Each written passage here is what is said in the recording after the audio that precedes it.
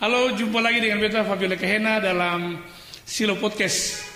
Dan kali ini kita akan berbincang-bincang mengenai dinamika politik yang ada di Indonesia, tapi secara khusus di Maluku dan Kota Ambon. Dan hadir saat ini bersama-sama dengan kita Bapak Ketua Majelis Jemaat GPM Silo, Bapak Pendeta Diri Pikauli, dan juga Bapak Dr. Megi Penturi, MSI, Wakil Rektor 1 UKIM Ambon, yang juga adalah Wakil Ketua Majelis Jemaat Silo. Ini kita akan bicara soal politik dari sisi gereja dan akademis. Ya, selamat datang di Silo Podcast. Selamat datang Pak di rumah sendiri. Terima kasih. Ya, Pak, ini kita telah melewati proses pemilihan legislatif yang cukup kompleks. Kita tahu dinamikanya. Bahkan ada yang mengatakan bahwa ini paling buruk karena soal dinamika politik kita yang pendidikan uang, cara-cara kampanye yang tidak sportif dan lain-lain menjadi hal yang kemudian dilihat biasa-biasa saja. Nah, sekarang ini kita akan menyongsong ke tanggal 27 November untuk memilih kepala daerah, baik itu gubernur dan juga wali kota. Yang pertama nih Pak, minta pandangan Bapak terhadap bagaimana cara gereja berpolitik, atau bisakah gereja berpolitik dalam menentukan pilihannya dalam pilkada kali ini? Iya, politik itu semua tanggung jawab warga gereja, bahkan juga warga masyarakat. Gereja, khusus kita sebagai gereja Kota Maluku ini, wajib ikut serta dalam kegiatan politik. Ya. Sebab bicara tentang politik itu bicara tentang soal demokrasi. Demokrasi. Ya. Dan demokrasi yang dilakukan, dijalankan itu demokrasi yang beretika, demokrasi yang punya moral. Nah, kalau demokrasi yang beretika dan demokrasi yang punya moral, itu berarti bahwa secara tidak langsung kita menerapkan nilai, dan nilai-nilai itu adalah nilai kekristenan. Kalau nilai-nilai kekristenan diterapkan dalam kehidupan dalam proses berpolitik, maka pilihan-pilihan politik itu adalah pilihan-pilihan berdasarkan keyakinan, berdasarkan rasa percaya diri, tidak diimbangi dengan kepentingan-kepentingan yang sepihak. Itu. Nah, ini yang mesti kita harus dekatkan. Karena itu kita juga harus konseren dalam soal berpolitik. Dan gereja berpolitik itu adalah gereja yang harus dudukan dia dalam profetisnya. Iya. Sebagai gereja. Artinya gereja terbuka Pak ya untuk konsep politik ini, untuk politik ini, tapi juga ada sikap-sikap gereja yang harus kita lakukan untuk mengarahkan paling tidak untuk umat dalam soal menentukan pilihan. Menurut Bapak bagaimana Pak? Soal bagaimana sejauh ini apa yang telah Bapak lakukan untuk mengarahkan umat dalam menentukan pilihan, misalnya jangan golput, harus partisipasi, itu bagaimana, apa yang telah Bapak lakukan? Iya. Dalam kaitan dengan soal politik ini, kita mencanangkan apa yang namanya pendidikan politik.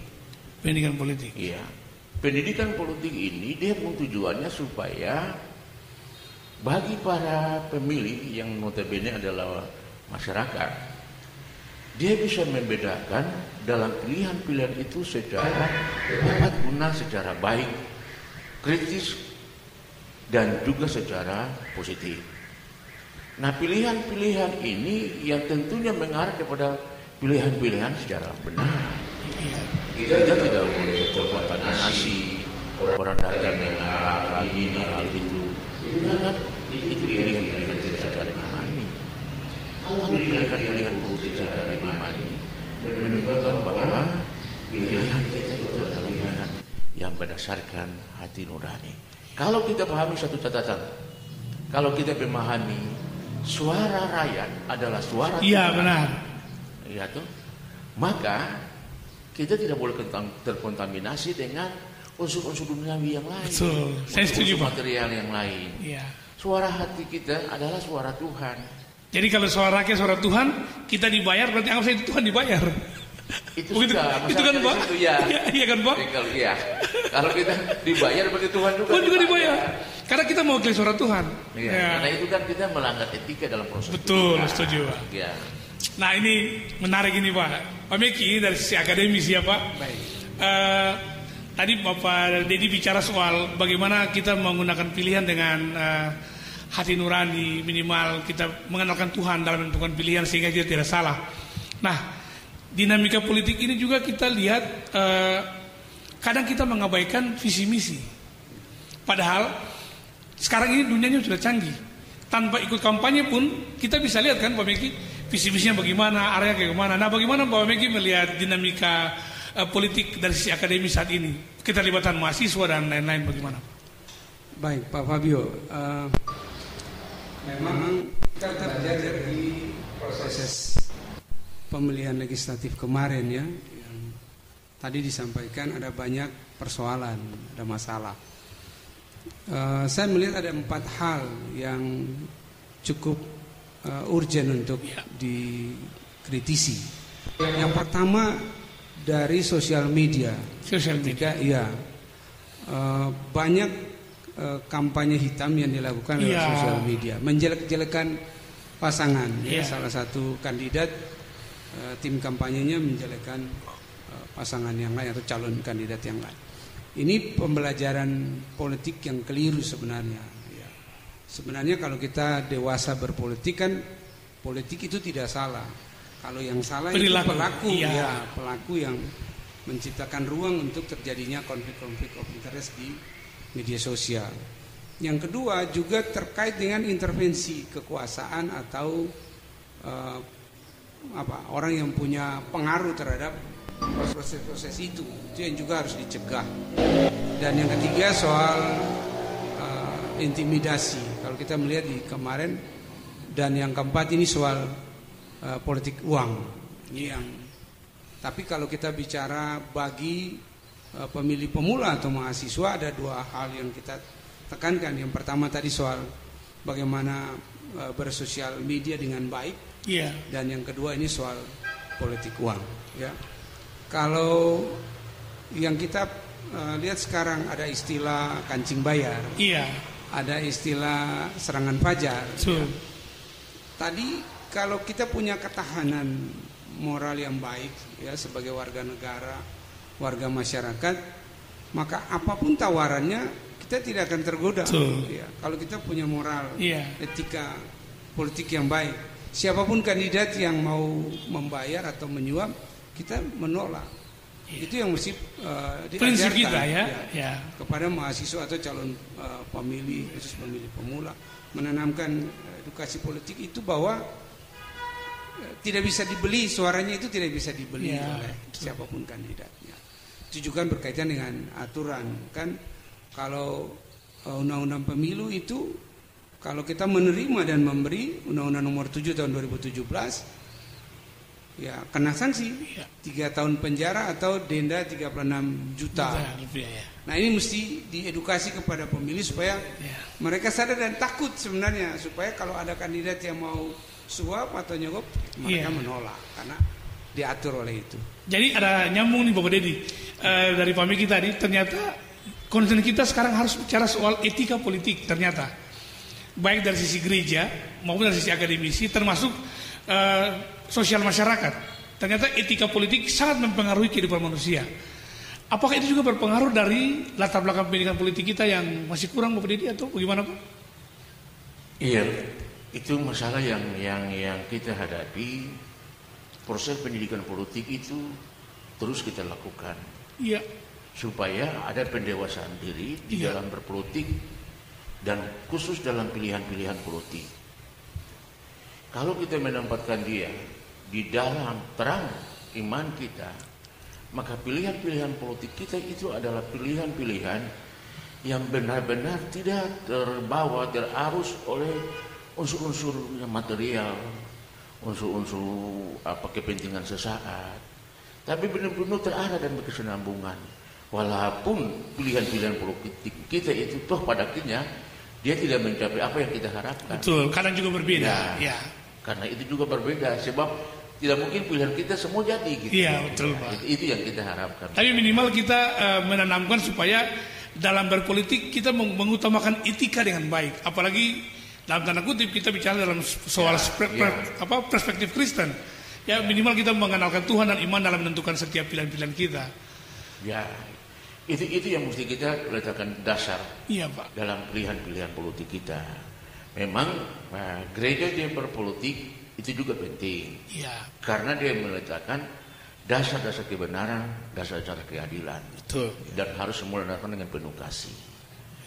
Saya kira itu peran kita. Itu diri ya, supaya memang bukan soal kita memilih atau tidak memilih atau kalah atau menang, bukan, tapi soal tadi yang Pak bilang kita menempatkan secara benar dasar keadilan, kebenaran, ya, iman sehingga orang tidak salah kaprah. Begitu ya Pak Megi ya, sehingga ini kadang kita tidak bisa pungkiri juga bahwa keterlibatan kaum muda, mahasiswa dalam dunia politik sehingga kita juga menghilangkan nilai-nilai etika itu. Orang mudah saling serang, saling melaporkan, saling menyatukan hanya karena kepentingan sesaat. Hanya kepentingan sesaat. Lalu terkait dengan, saya juga setuju tadi terkait dengan politik uang. Ya itu saya kira Pak Meki sebagai akademisi, gereja juga mesti mencerahkan bahwa kalau misalnya kita dibayar contohnya 100.000, bagaimana 5 tahun ke depan? Nah, kita kira Pak Meki bisa bicara sedikit tentang itu. Ini menarik Pak Meki. Di masyarakat ini kan selalu punya perspektif yang berbeda. Iya. Ada yang menganggapan bahwa terima saja karena ketika dia terpilih dia juga tidak ingat kita atau kita tidak ingat dia. Ini mindset yang kadang-kadang keliru. Ya. Sehingga siapapun yang datang memberi ya kita terima gitu kan. Ini yang berbahaya sebenarnya. Tapi paling tidak yang tadi kita kembali ke moral kita sebagai anak bangsa, masyarakat yang cinta demokrasi, ya, cinta terhadap keadilan. Nah, membentengi sebenarnya dengan pendidikan atau edukasi politik, baik gereja maupun kampus turut berperan memberikan pencerahan bagi anak-anak kita, ya, masyarakat awam, anak-anak pemilih pemula, supaya mereka paham bahwa ketika mereka sudah punya pilihan politik yang benar, maka apapun tawarannya harus mereka tolak. Itu yang harus ditanamkan. Ya, prinsip kan berbeda. Misalnya kalau saya kandidat yang lain, Pak Dedi kandidat yang lain. Tapi kalau kita sudah punya prinsip itu, maka kita akan mempertahankan. Kan kita melihat visi misi tadi, lihat figurnya siapa yang bisa menjadi pemimpin kita di masa depan. Maka dari situ kita punya ketahanan.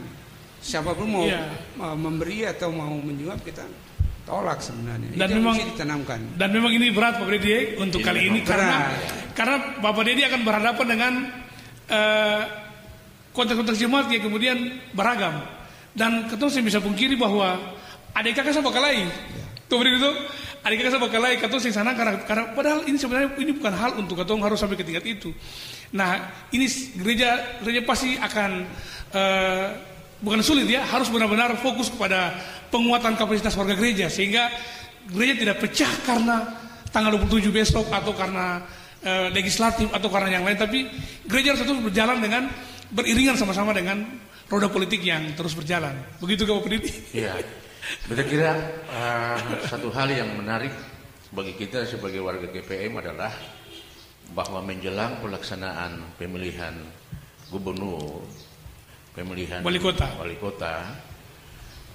itu sudah ada himbauan pastoral dari MPA Sinode. Kalau orang memahami akan secara mendalam, maka apa yang tadi dibilang itu, mereka berada dalam pilihan-pilihan politik, khusus dalam mengambil keputusan untuk kepada siapa mereka harus memilih, maka itu berdasarkan hati nurani mereka, bukan kepada siapa-siapa. Sebab hati nurani itu dia dilandaskan pada iman. Iya. Nah, ketika dia dilandaskan pada iman, orang bilang datang yang apa sekalipun, dia sudah pada prinsip iman. Kita cara lagi Pak. Ya. Ibrani 11 ayat 1 betul? Ya. Iman adalah bukti dari segala sesuatu yang kita lihat. Jadi yakin saja. Kalau kata bilang benar-benar tidak usah terkontaminasi dengan yang lain begitu. Itu yang menjadi sandaran. Sandaran kita dalam proses. Iya, ya kita tidak perlu terpengaruh oleh orang lain ya, apalagi serangan fajar dan lain-lain. Bila saya bilang ini, ambil serangannya, buang fajarnya. Tapi juga salah Pak Megi. Memang apalagi generasi milenial Pak ya, generasi Z sekarang. Kadang mereka menyatakan sikap di sosial media, you punya duit, you yang berkuasa.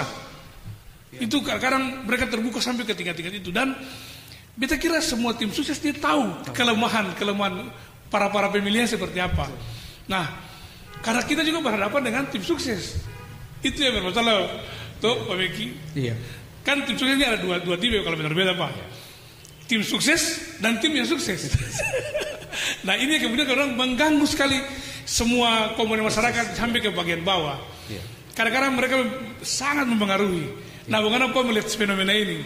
Kerja-kerja tim sukses yang kemudian saling menyatukan, ini sangat kisruh. Ya, sebenarnya kerja-kerja tim sukses itu berawal dari visi misi kandidat. Mestinya. Iya, harusnya. Yang kita jual itu ya Pak Miki ya. Yang kita jual itu yang dijual oleh tim sukses. Cuma aplikasi di lapangan ini sangat luar biasa ya. Iya. Kita melihat bahwa mereka saling menjatuhkan satu dengan yang lain. Banyak di media sosial sudah sampai menjurus ke ranah hukum. Ya. Ada yang langsung. Bahkan mereka mengabaikan ras, suku, agama, ras, semua mereka abaikan.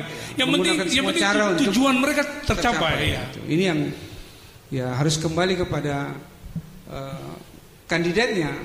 Harus melihat tim yang mereka pakai sebagai tim sukses itu yang punya qualified yang luar biasa harusnya. Bukan cuma asal menyenangkan kandidat sebenarnya dengan cara-cara itu, tapi tidak menguntungkan sebenarnya untuk para calon dengan memilih tim sukses yang demikian. Kami kira cara-cara itu juga sudah tidak bisa diterima oleh masyarakat yang cukup cerdas untuk menilai itu. Mereka juga tahu, pemilih kita, pemilih pemula, mereka tahu cara-cara ini tidak bisa digunakan. Walaupun memang yang tadi masih ada dengan cara-cara yang menggunakan uang dan sebagainya. Jadi memang semua lini dibingungkan. Yaitu gereja, akademik, semua dibingungkan. Apalagi kalau balik lagi di awal kita bicara soal nurani, soal bagaimana bicara soal keadilan, kebenaran, dan bagaimana kita mempertahankannya. Semua kita dibingungkan Pak. Dari kampanye-kampanye yang ada, baik itu kampanye yang kampanye hitam, kampanye putih, kampanye merah, kampanye biru, itu kita semua dibingungkan. Tapi kalau kita kembali ke iman hati nurani, kita kembali ke semua yang tadi Pak sampaikan, iman kita secara Kristiani, maka pasti katolisen tergoda Pak. Gitu sudah. Tergoda Pak. Dengan demikian kan pasti mereka sangat kritis. Iya. Mereka juga sangat selektif. Dengan ada sikap kritis mereka, sikap selektif mereka, maka pengambilan keputusan itu dia tepat guna. Iya. Itu yang kita butuh. Yang selama ini memang mungkin juga ya, secara iman orang menganggap itu nomor 2. Iya betul Pak. Orang menganggap itu nomor 2. Kadang-kadang minta maaf, tapi kalau pilih berdoa kasih yang lain. Itu masuk. Sehingga jangan kita lupa. Ya, mereka cuma melihat kesenangan semu menjadi kekuatan yang mendorong mereka. Kesenanganmu ini kan dia tidak berdampak pada prospek masa depan. Iya. Ya. Nah itu yang kita harapkan. Karena itu memang juga sebetulnya bagi beta sendiri tim-tim sukses ini mereka berusaha supaya jangan sampai ada apa yang namanya kekerasan. Perpecahan. Baik secara fisik maupun juga secara non fisik. Secara psikologis itu mesti dihindari. Sebab ya semua visi misi pun satu tujuan. Nah, visi misi punya satu tujuannya adalah untuk membangun daerah. Ya benar. Gitu. Tidak ada yang tidak. Gitu. Tapi kalau yang punya visi misi sudah ada, ketika dia menjadi gubernur dia tidak menjalankan visi misi itu, dia bolak-balik ya. Dia berdosa kepada suara Tuhan. Iya, benar Pak. Ya, gitu. Suara Tuhan yang memilih, kemudian disumpah di atas nama Tuhan. Ya, jadi dia bertanggung jawab sama Tuhan. Katong meyakini siapa tuh? Ya. Daripada katong jadi bingung sendiri, katong saling berkelahi, katong sendiri. Nah, ini menarik. Kita senang sekali katong bisa diskusi ini di tempat ini menyusun tanggal 27. Katong tidak perlu bahas tentang yang berat-berat, tapi ini konteks kita, Pak. Konteks kita bahwa gereja, kampus, masyarakat dihadapkan dengan berbagai dinamika yang cukup luar biasa. Dan itu perlu tanggung jawab semua orang. Terlebih khusus orang-orang dewasa, gereja, akademisi, orang-orang yang anggap dia bisa memberikan advice bagi anak-anak muda dan lain-lain. Itu peran-peran itu yang kita mesti jaga sehingga jangan ada konflik antara kita sendiri, Pak. Begitu, Pak? Begitu. Siap. Ya. Pak Beki, ini beta kira kita punya diskusi walaupun singkat, tapi ini sungguh bermanfaat bagi kita semua. Baik, Pak Fabio. Karena ini untuk persiapan kita misalnya pemilihan. Dan paling terakhir, Pak, pesan sebagai Bapak sebagai Ketua Majelis Jemaat GPM Silo, Ya. dan dalam tanda kutip sebagai gereja untuk masyarakat dalam menyongsong pemilihan kepala daerah kali ini. Ya, yang pertama saya pesan pada semua anggota jemaat yang juga tidak terlepas daripada pimpinan gereja juga, bahwa yang pertama terlibatlah secara aktif dalam proses pemilu. Ya, janganlah golput, itu yang kita tidak hindari. Yang kedua, berpihaklah kepada kebenaran, berpihaklah kepada keadilan dalam pilihan-pilihan politik. Yang ketiga, haruslah selektif, kritis, dan realistis. Itu penting, di Pak. dalam proses kita. Dan oleh karena itu, yang keempat adalah segala sesuatu dilandaskan pada iman, yaitu takut Tuhan. Orang yang takut Tuhan, dia bebas dari money politik. Orang yang takut Tuhan, dia tidak melakukan pembodohan politik. Luar biasa. Ya. Luar biasa, Pak. Top. Ada 4 hal. Aktif, harus mengutamakan keberpihakan, keadilan, kebenaran, selektif, realistis, dan terakhir takut Tuhan. Memang itu penting, Pak. Karena orang takut Tuhan tuh dia pasti bikin bodoh orang. Itu luar biasa. Ya, Terima kasih, Pak. Pak Beki, silakan. Iya, Pak Fabio.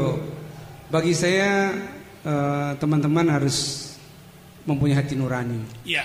untuk memilih. Tapi tentu juga bisa melihat rekam jejak dari para calon ya di digital, secara digital bisa membaca rekam jejak para calon sehingga tidak salah walaupun ada visi misi, tapi juga bisa melihat apa yang telah mereka lakukan para kandidat ini sehingga tidak salah memilih. Walaupun tadi disampaikan Pak Ketua bahwa harus punya hati nurani, ya pilih sesuai dengan iman, lalu jujur dan adil untuk menentukan siapa yang akan menjadi pemimpin masa depan di daerah ini. Mungkin itu tambahannya, Pak Fabio. Luar biasa. Terima kasih semuanya yang telah menyaksikan kita saat ini. Sebentar lagi kita akan masuk ke tanggal 27 untuk menentukan pilihan-pilihan kita. Semoga tayangan ini bermanfaat dan bisa memberikan pencerahan bagi kita semua untuk menentukan bagaimana kita bersikap dalam penentuan sikap politik kita dalam pilkada kali ini. Hati sakit sampai meraju, cuma karena tagal saya makan nasi pulut. Kalau mau Maluku maju, mari pilih dan jangan golput. Beta Fabio Lekahena, pamit.